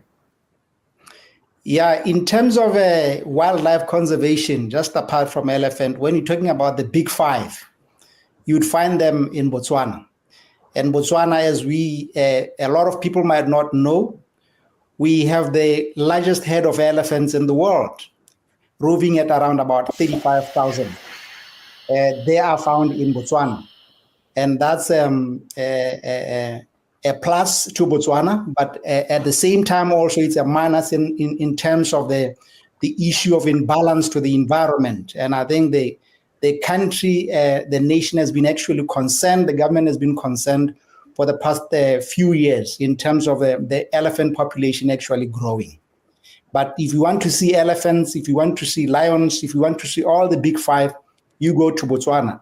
And when you look at Botswana also, it's the only country which has actually reserved the large portion of its land, almost 3/4 of its land, to wildlife conservation. So that's how Botswana takes the issue of wildlife conservation, the issue of tourism, which I think is a protection of the animals, not only to Botswana, but to the rest of the world. Because a lot of these animals, you don't find them anywhere. And you have to travel long distances, fly to Botswana to go and find them. And for that, we feel very proud and we feel very honored. Again, for folks who are unfamiliar in terms, I'm just going to show this map here. The location, Botswana, is in the southern region of Africa. And it's, of course, to your left, Namibia, above you, Zimbabwe, and you also share a border with South Africa. Mm-hmm. Yes, those are our neighbors that you have just mentioned. And unfortunately, also Botswana coexists in a region which is fairly stable. And I think, as you might be aware, SADC, which is a Southern African Development Community region, is one of the most stable nations. It's just unfortunate. I think we have had instability in about 2 countries. Mozambique has actually been experiencing a little bit of instability as well as in Angola. But the SADC community, not Angola, DRC, and the SADC community has been very active in terms of trying to bring peace to these 2 countries so that stability reigns in SADC. When I visited the embassy, first of all, I have been to Liberia, been to Ghana, been to Ethiopia, and of course, you said, "Hey, you need to visit Botswana." For folks who are here, if let's talk about from a tourist standpoint, if folks from the United States, of African Americans, want to visit Botswana, where would they go? The resorts you have there, you obviously landlocked, so you're not taking it like a lot of other places. They are emphasizing their beaches and things along those lines. And so what are you emphasizing for those folks who are interested in traveling and visiting Botswana? Okay, I think the first one really is the Chobe National Park, which is in the north. The northern region, it's closer to the border with Zimbabwe and with Zambia. And as you know, that's the only also portion in the world with a quadrupoint where 4 countries actually meet: Zambia, Zimbabwe, Botswana, and Namibia. And that's, I would say, it's a tourist attraction. It's very unique on its own. And that's also the portion where we find the Chobe National Park, which has the largest number of elephants in the world. So that's one of the most interesting places to visit. You will see almost all the big 5 in that particular region. The other reason also why you are there, you are just basically, I would say, less than an hour drive to places like Victoria Falls if you want to visit Victoria Falls. If you want to visit Namibia also, it's very, very closer and very near. The second place that you should go to Botswana and never come back. If you never come back visiting that place, you have actually missed a lot of portion. It's the Okavango Delta. The Okavango Delta also is up in the north and is the only river that actually ends in land. It starts all the way from Angola, and when it reaches Botswana, it spreads for hundreds and hundreds of kilometers into a delta. And you will find all the different types of animals there, even the species of animals, including birds, about 600 species of birds that you will find out in the Okavango. So that's one of the best areas to also visit. Yeah, guys, go to my map, please. Thank you. So you see it right there, where you see the river coming from Angola. Then all of a sudden it splits into 3 different directions in Botswana. You see it right there. Yep. One of the things that I've seen other African leaders talk about is the importance of, like you see in Europe, open borders. And so, how easy, let's say someone goes to Botswana, how easy is it for them if they want to travel to Namibia or Angola or Zambia or Zimbabwe or even South Africa? Is it difficult? Just talk about that. It is actually very easy. And a lot of these countries also coordinate and collaborate in terms of tourism across. And you'll also find that if you are talking about an American tourist also, because you don't need visa to go to Botswana. Also, some of these countries around Botswana also, you don't need visa. So you'll find that some of even the tourist, the safari companies that are actually operating in Botswana or in Namibia, they even do their final tours also in Botswana. So it's very, very easy to go across the country. And also even not necessarily for the tourists from outside the world. Botswana also has actually started, I would say, a very good thing. When you look at what Botswana has actually recently done with Namibia, for you, it's the only country in the SADC region where you can go from Botswana to Namibia or Namibia to Botswana without a passport. All you need is a national ID to be able to cross into Botswana and Namibia. So that is the first point in terms of making it very easy for the citizens of both Botswana and Namibia. That's a starting point. And I think Botswana is selling this idea around SADC countries so that in future we should see free movement of people and goods across these countries. That will also improve not only tourism, it also improves the issue of trade across the borders. Questions from my panel. Mustafa, you first. Yeah, well, thank you for joining us.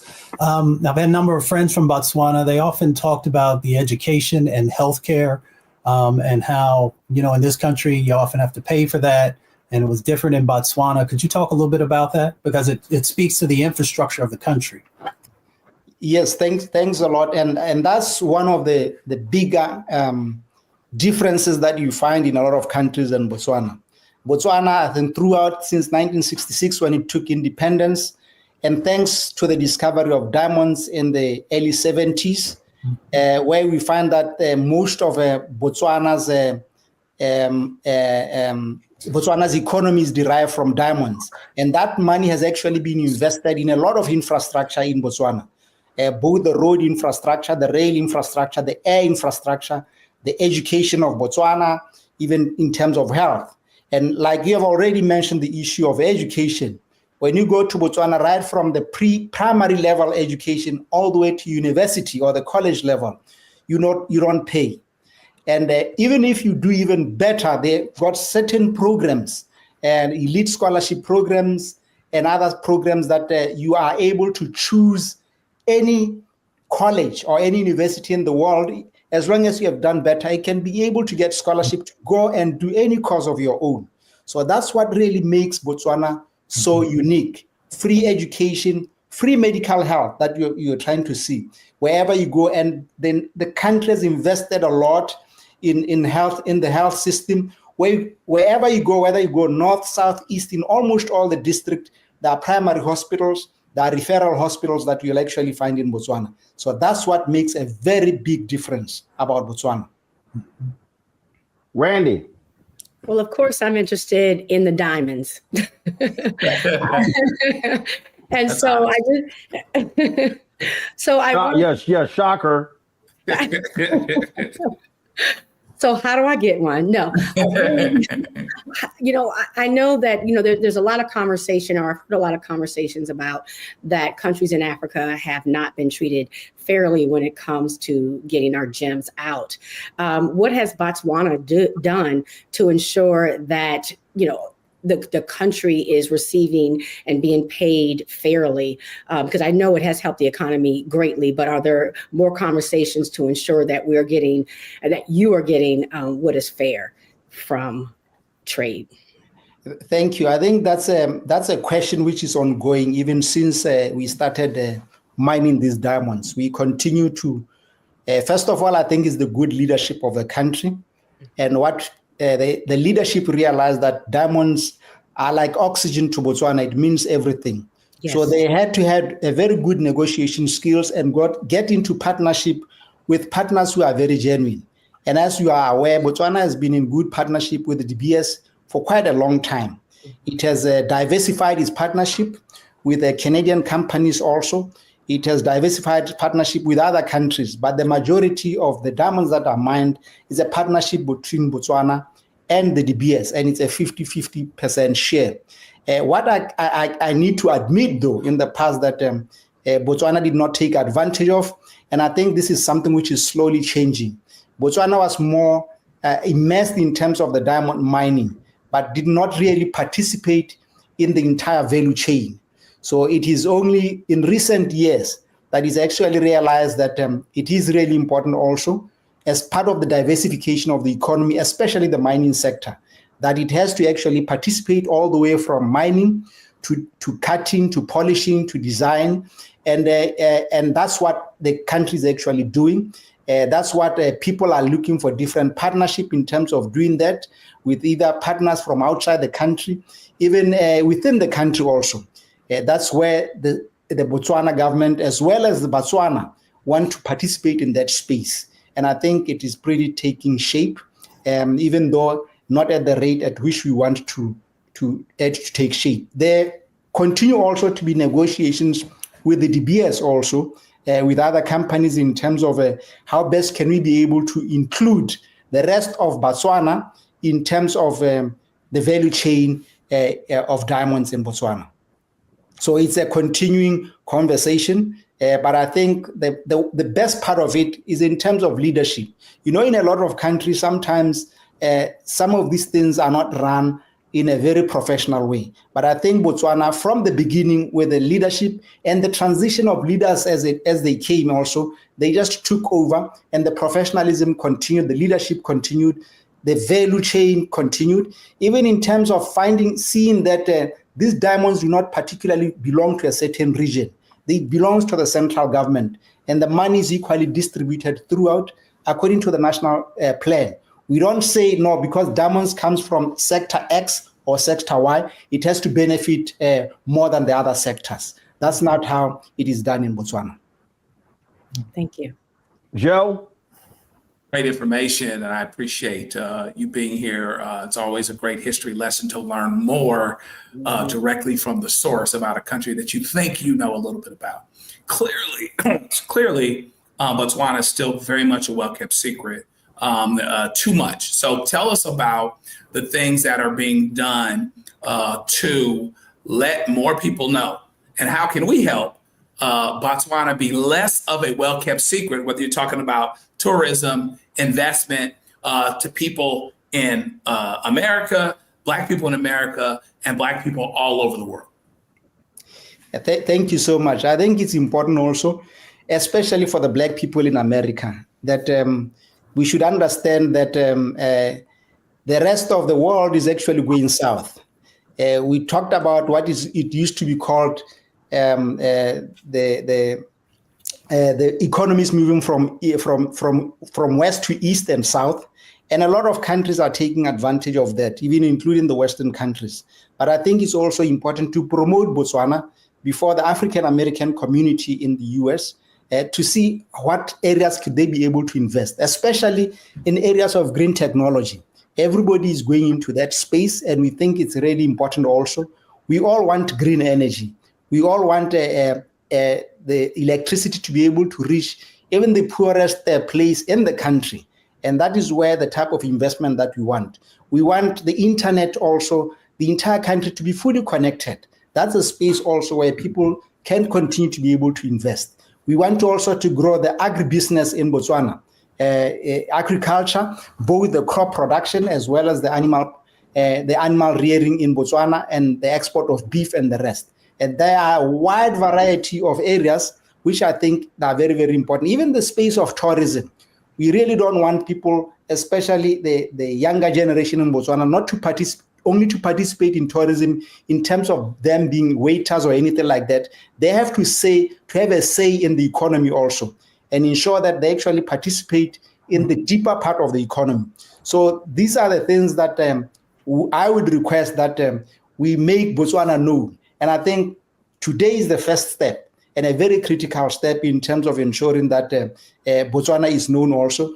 We need also to be able to use the platform, all the different types of platform, the internet, whether it is X, it's Facebook, it is the different podcasts. And I know your podcast has got, commands a lot of influence, actually. And this is basically the right platform and we know and understand that sometimes it's not cheap to be able to advertise, for example, Botswana. But we need to use every type of platform, every type of method to be able to sell Botswana.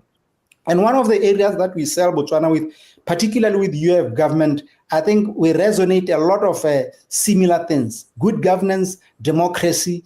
These are the type of things that every time, when we sell, when we say we have got values that are very similar in a lot of ways with American society, this is what we actually mean in Botswana. It is a country that has become an example of a good democratic state, of good governance, of literally very low corruption indexes when you compare to a lot of countries around the world. And that's what Botswana is really all about. And that's what we want everybody to see and understand and recognize Botswana as a true symbol of democracy, a true symbol of good leadership, a true symbol of good governance.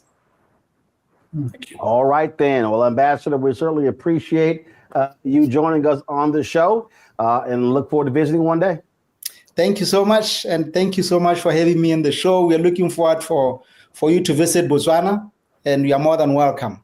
And thank you for having me on the show. All right. Thanks so much. Take care. Thank you, Martin. All right, folks. Let's talk about the continuing attacks on diversity, equity, inclusion, as well as so many other different projects. So let's first talk about the education area. The Black Male Initiative at Northern Illinois University has become the target of a federal civil rights complaint. The Equal Protection Project, a conservative legal group, filed a complaint alleging that the program unlawfully discriminates based on race and sex in violation of the Constitution. The Black Male Initiative was founded in 2001 to address the low graduation rates of Black male students who are among the most underserved demographic groups in higher education. The Equal Protection Project, which has filed more than 40 similar complaints against universities nationwide, is a subdivision of the Legal Insurrection Foundation. The organization's mission is to fight the threats of critical race theory, diversity, equity, and inclusion, and cancel culture. So really what they really are fighting are Black people. So let's just go ahead and call it what it is. And so I don't have a problem in actually calling it what it is, but that's what's going on. Conservative activist Robbie Starbuck is claiming success because McDonald's is the latest company that has announced that they're rolling back their DEI initiatives. This here is the headline in the Associated Press. And when you read this particular story, McDonald's joins companies like Walmart, John Deere, Harley-Davidson, and others rolling back their DEI initiatives. The story says McDonald's said Monday it will retire specific goals for achieving diversity at senior leadership levels. They also will end a program that encourages its suppliers to develop diversity training and to increase the number of minority group members represented within their own leadership ranks. Now, McDonald's said that they achieve a lot of their particular goals, which a lot of these initiatives were rolled out in 2021. AP says McDonald's, they said they rolled these diversity initiatives in 2001 after a spate of sexual harassment lawsuits filed by employees and a lawsuit alleging discrimination brought by a group of Black former McDonald's franchise owners. Now, if you go through this particular story here, they cite the Supreme Court decision ending affirmative action in colleges and universities. And many of these white conservatives, they have been using that as a way to target these various corporations. And so one of the folks who is claiming credit for what happened is Robbie Starbuck. So Robbie, let me pull this back up here. So Robbie Starbuck, he got mad that I called him a white man, said he's Hispanic. I'm like, there's a thing called white Hispanics, but he didn't respond to that one. So this is what he did. So he got his Twitter post here and he says, he said he was 3 days ago, he told McDonald's he was going to do a story on their, quote, woke policies. And then they made their announcement And so he is sitting here taking a victory lap. And he's writing, telling what they're going to be doing here. And so the thing that's interesting, I want to go to Randy here first, because here's what these white conservatives and folks like Robbie Starbuck are doing. They are targeting these companies and trying to get them to back down. But you know what? I got to show some love to Costco, because Costco, Randy said, hell no, we're not sitting here backing down from. Costco stood by their DEI efforts. And that's what more companies need to be doing. And I call this, and I told a number of different corporations, you're going to get targeted by a lot of these people, because they're going to go after every single program that's being created to provide some opportunities for African Americans and others. And folks like Robbie Starbuck, they love talking about, it needs to be colorblind in merit, but they say nothing about legacy. They say nothing about, in these corporations, in these franchises, how white owners have been making millions and billions all of these years. They say nothing about those different things. And so this is attacking any program that exists. And you know what? Let me also say this here. White women have been beneficiaries, and you got guys like Robbie Starbuck who act as if white men somehow are being disenfranchised when, let's look at boards of directors. Let's look at McDonald's franchise owners. Let's look at corporate executives. And so they want to stop Black advancement. That's what they want to do. And so corporations like McDonald's are giving in to these thugs. And I call them thugs because what they're doing is they don't care about diversity. They don't care about any of that. And you don't see any of these folks talking about, let's fighting inequity when it comes to funding in schools and elementary schools, middle schools, high schools. They're not talking about any of those things. No, they want to play this. Oh, no, we're all on the same equal playing field. And we know that's BS. It's absolute BS. And, I want to make it clear that diversity, equity, and inclusion programs and initiatives were started to neutralize the obvious discrimination that was occurring in companies. It was not a favor for us. It was not to get less qualified people. It was to neutralize what was already happening, the years of discrimination, okay? And even with these programs, we have to understand that 88%, okay, 88% of CEOs, CFOs, and COOs of companies are white men. 88%. So either you have to decide that you believe that only white men are qualified to be in leadership positions, or you have to recognize that there obviously are biased hiring decisions and promotion decisions and supplier decisions going on. So they developed these programs. But what's happening now is a war for the small progress that we've made. For instance, in 2021, there were 6 Black CEOs of Fortune 500 companies, like 2%. After the George Floyd murder, it moved up to 8. But they don't even want us to have that. They're saying, oh no, we will sue you if you continue with these programs. So what McDonald's has done, and I work for McDonald's as a consultant in DEI, and they were making great strides, because what they did is they would say something like, we want 25% of our executive staff, our management and above, for instance, to be women, right? And so they would tie the people's compensation and everything to diversity, equity, and inclusion goals. Do you know why they did that? They did it because it doesn't happen. People aren't nice. People don't work for diversity, equity, and inclusion unless they're incentivized. They're not doing it out of the kindness of their hearts. So what McDonald's is saying now is, we're taking away all of those goals. We're just going to have conversations. We're going to go back to having people like Randy come in and make speeches so it looks like we're committed to diversity, equity, and inclusion. We are going to encourage and suggest that our suppliers also care about diversity, equity, and inclusion. It's very soft. It's not objective. It's not tied to business goals. It's not tied to compensation for managers, which means it will not happen. And how do we know it won't happen? Because it never did in the first place.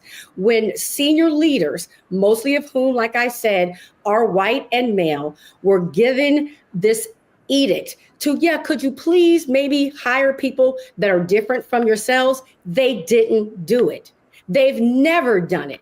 And the only time we have made progress is when we had these initiatives and goals, which McDonald's is wiping out. They will say to us, we're not killing all of our initiatives. Well, let me tell you what they're not killing. They're still going to have diversity in the workforce, because you can't help but to. McDonald's is a worldwide company. If they're hiring locally, they by default have diversity. But what they did not have, and they probably will not anymore, is have women, Black people, Hispanics at powers of position. So they're fine with us working for them, but they're not fine with us leading them. So it sucks. It sucks is the bottom line. Well, I'll say this here. What they also are fine with, Mustafa, they are fine with Black folks walking through the doors, spending their dollars. But the question is, are you seeing the return on investment to Black communities? And I'm not talking about just you sponsoring something at Essence Festival, the paltry spending on Black-owned media. I'm talking about, again, ability to build and create wealth. This is the press release they put out, our commitment to inclusion at McDonald's.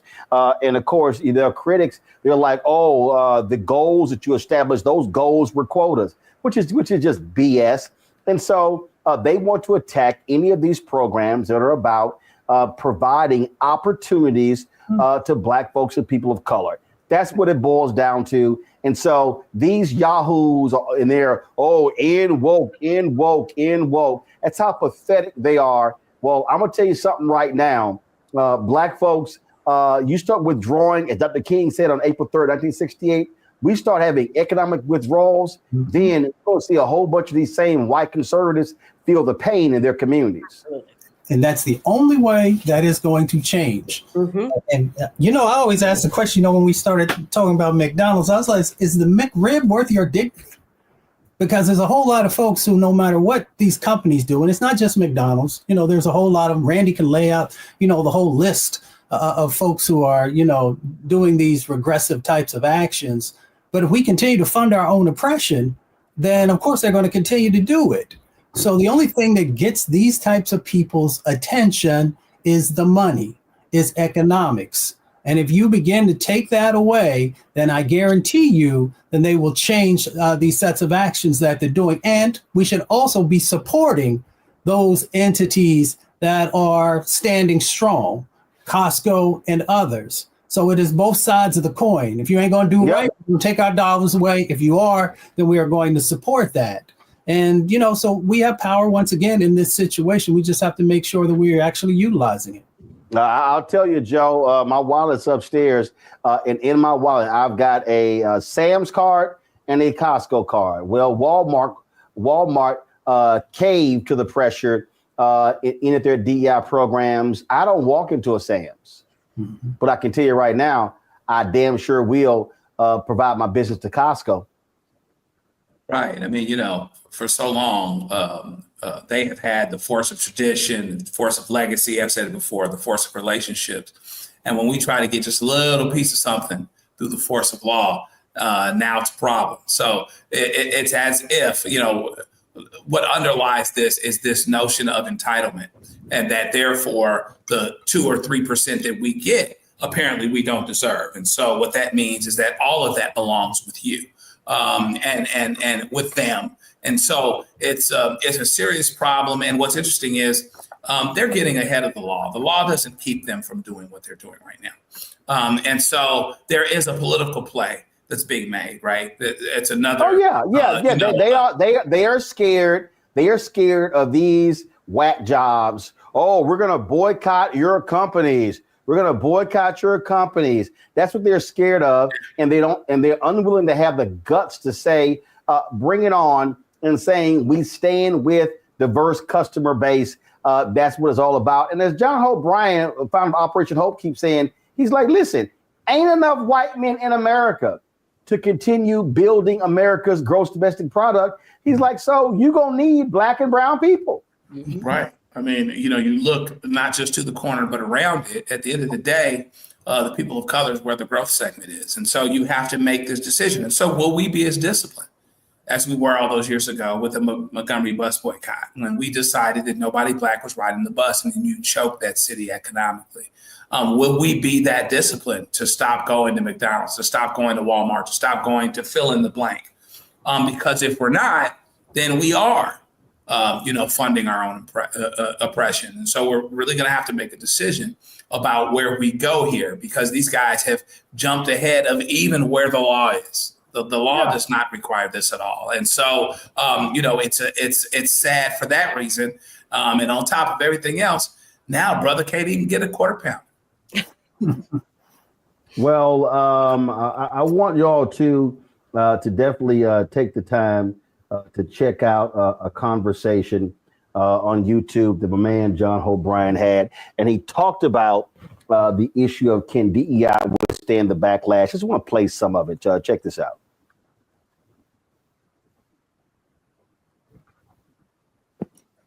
I've known that for a long time. I think President Bill Clinton sort of was able to get that right in the center. He had, lower deficits and higher GDP and an inclusive agenda. And I don't think a lot of people have gotten it right since then. But this was about insecurity and people who want a narrative that for a time that has long passed. I'm about the future. And I think that's why in your car, the front windshield is bigger than the rearview mirror. Look, I just think there's just not enough white men. Why do you say that? That is not a popular belief, especially probably not what you now. thought would come out of my mouth. Yeah. Look, I like math because it doesn't have an opinion. Okay. It's a Melody Hobson quote. I just love it.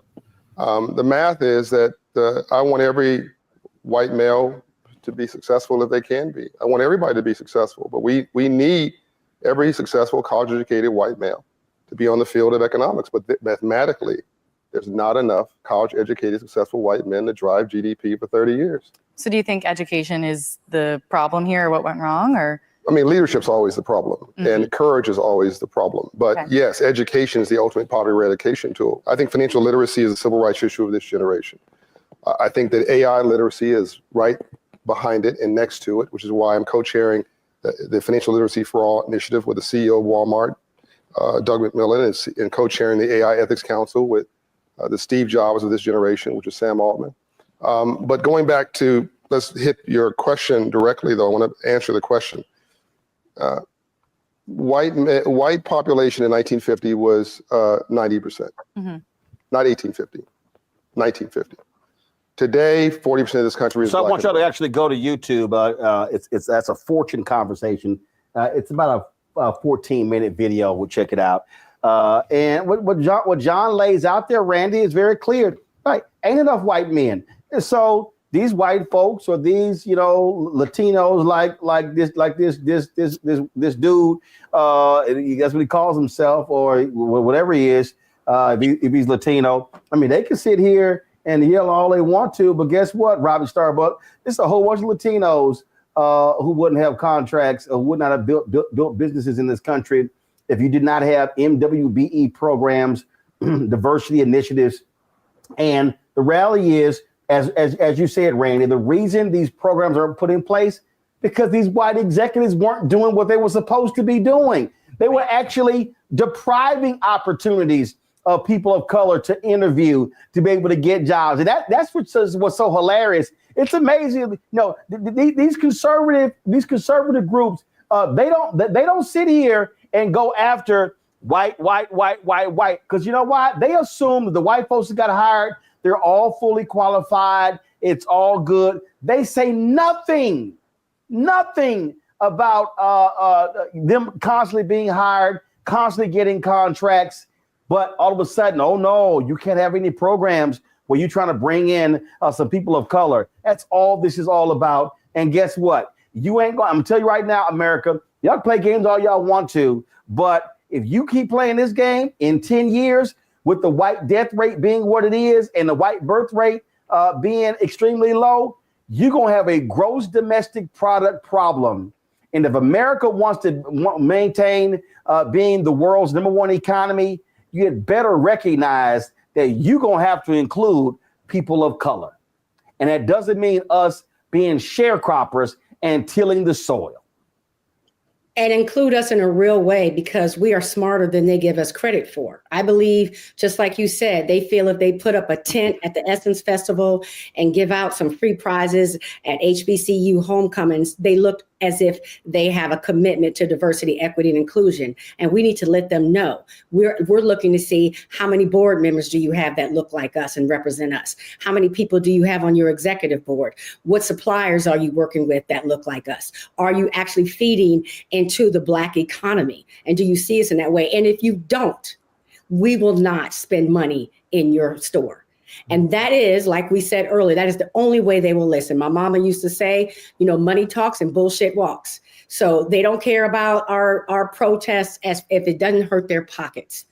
And I really respect companies like Target and Costco that are saying, no, we're going to roll with this. And we have to show them, like, okay, first go to my, Black owned businesses if possible.